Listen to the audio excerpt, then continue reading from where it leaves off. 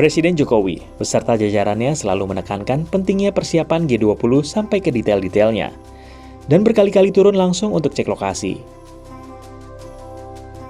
Nampaknya sebagai tuan rumah, pemerintah Indonesia sangat ingin jalannya rangkaian kegiatan G20 2022 berlangsung semaksimal mungkin sukses.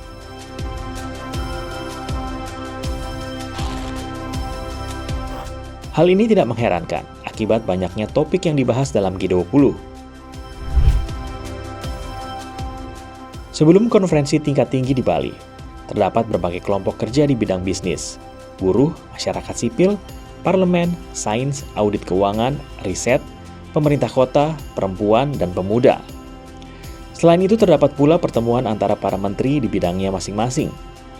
Jadwal G20 sangat padat dan terdiri dari sangat banyak tamu. Tercatat lebih dari 20.000 delegasi datang ke Indonesia untuk bertamu.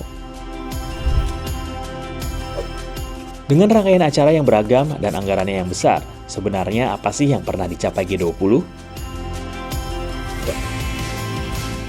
Ternyata G20 pernah ikut menangani berbagai permasalahan keuangan seperti krisis keuangan global tahun 2008, dengan membentuk sistem baru agar tragedi tersebut tidak terulang kembali.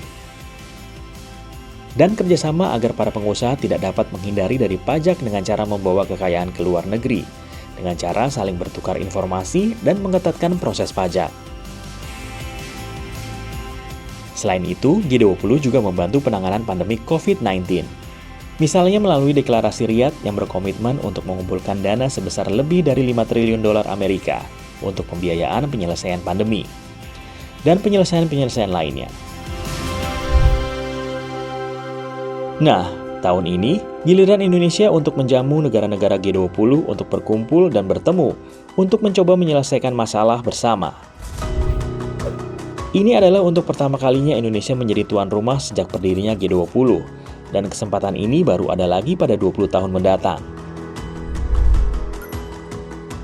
Belum lagi, Indonesia juga menjadi satu-satunya negara ASEAN yang ikut dalam keanggotaan G20 dan memiliki pasar yang besar dan daya beli yang kuat. Tema yang dibawa Indonesia di G20 tahun ini adalah Recover Together, Recover Stronger. Masalah dan peluang yang ada sekarang antara lain adalah struktur kesehatan global yang perlu diperkuat setelah pengalaman pandemi COVID. Transisi energi agar jadi lebih baik untuk lingkungan. Dan transformasi sektor ekonomi ke ranah digital seperti startup. Indonesia juga berperan aktif dalam beberapa inisiatif, seperti dukungan pengamanan anggaran nasional dalam krisis likuiditas, pertukaran dan hubungan pengetahuan antar negara untuk transfer informasi, dan forum untuk startup unicorn dari berbagai dunia untuk saling bertukar ide.